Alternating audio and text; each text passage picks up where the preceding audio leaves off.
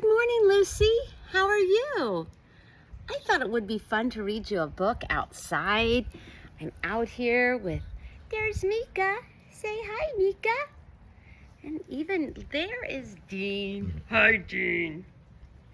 And even under the table with me is Shiloh.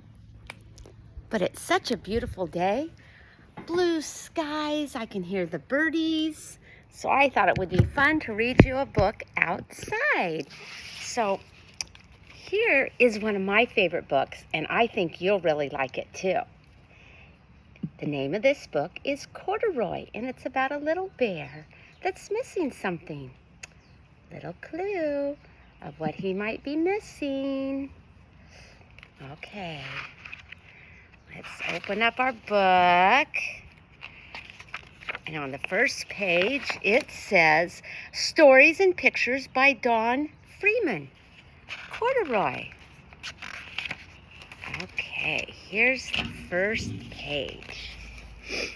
Oh, I see Corduroy. He's sitting up there on the shelf. Okay. Corduroy is a bear who once lived in the toy department of a big store. Day after day, he waited with all the other animals and dolls for someone to come along and take him.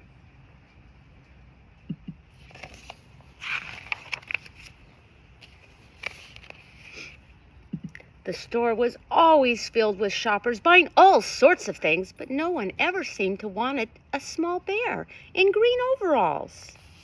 Then one morning, a little girl stopped and looked straight into Corduroy's bright eyes. "Oh, Mommy," she said, "look, there's the very bear I've always wanted." "Not today, dear," her mother sighed. "I've spent too much already. Besides, he doesn't look new. He lost the button to one of his shoulder straps."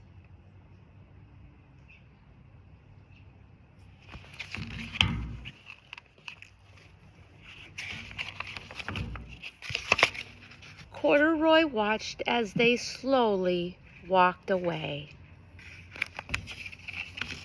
And then he said to himself, "I didn't know I'd lost a button. Tonight I will go and see if I can find it."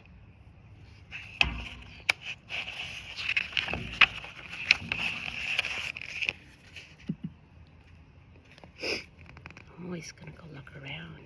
Late that evening, when all the shoppers had gone and the doors were shut and locked, Corduroy climbed carefully down from the shelf and began searching everywhere on the floor for his lost button. Suddenly, he felt the floor moving under him. Quite by accident, he had stepped onto an escalator, and up it went. Could this be a mountain, he wondered? I think I've always wanted to climb a mountain. He stepped off the escalator as it reached the next floor, and there before his eyes was the most amazing sight. Tables and chairs and lamps and sofas and rows of bed. "This must be a palace," Corduroy gasped. "I guess I've always wanted to live in a palace."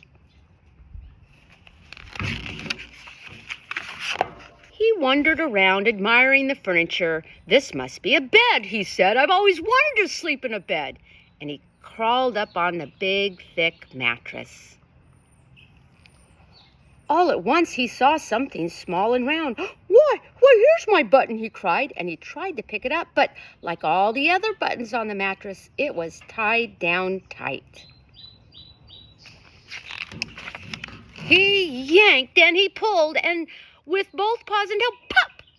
Off came the button, and off the mattress Corduroy toppled. Bang! Into a tall floor lamp. Over it fell with a crash. Corduroy didn't know it, but there was someone else in the store. The night watchman was going on his rounds on the floor above. When he heard the crash, he came down the escalator. "Now, who in the world did that?" he exclaimed. "Somebody must be hiding around here." He flashed his light under and over the sofas and beds until he came to the biggest bed of all, and there he saw two fuzzy brown ears peeking out from under the covers. "Hello," he said. "How did you get upstairs?" The watchman tucked Corduroy under his arm and carried him down the escalator. and set him on the shelf in the toy department with the other animals and dolls.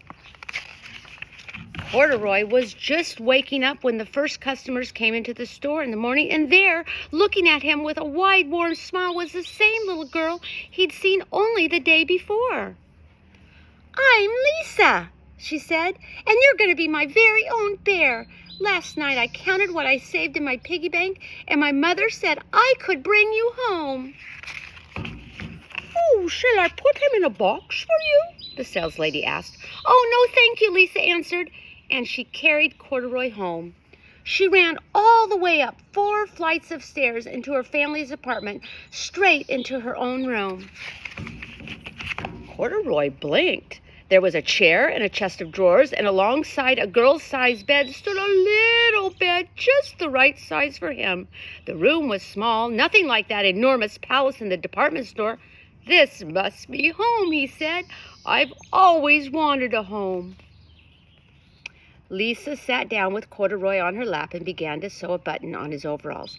"I like the way you are," she said, "but you'll be more comfortable with your shoulder strap fastened." "You must be a friend," said Corduroy. "I've always wanted a friend." "Me too," said Lisa, and gave him a big hug. The end. Corduroy. Thank you, Lucy, for reading a book with me today. Hopefully you can come visit me soon, and we can play in the backyard, and we can go in the jacuzzi. Anyway, I love you. Bye-bye. Mwah.